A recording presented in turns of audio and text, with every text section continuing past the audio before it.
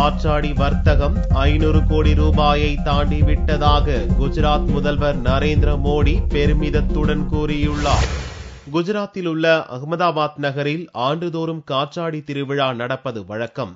இந்த ஆண்டு 27வது சர்வதேச காற்றாடி விழாவை குஜராத் முதல்வரும் பாரதிய ஜனதா பிரதமர் வேட்பாளருமான மோடி பட்டம் விட்டு ஞாயிறன்று துவக்கி வைத்தார்.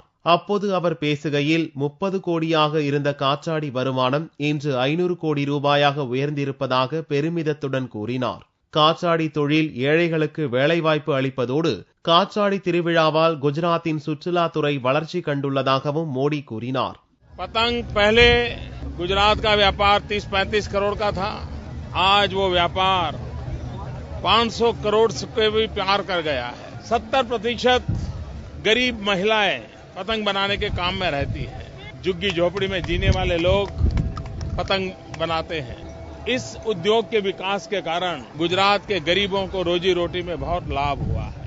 टूरिज्म का हमारा जो विकास करने का प्रयास है उसमें हमें बहुत सफलता मिली. காற்றாடி விடும்போது எந்த அசம்பாவித சம்பவமும் நடக்கா வண்ணம் முன்னெச்சரிக்கை உணர்வுடன் நடந்து கொள்ள வேண்டும் எனவும் காற்றாடி ஆர்வலர்களுக்கு மோடி வேண்டுகோள் விடுத்தார். தொடர்ந்து 3 நாட்களுக்கு நடக்க உள்ள சர்வதேச காற்றாடி திருவிழாவில் விதவிதமான காற்றாடிகள் பறக்க விடப்படுகின்றன.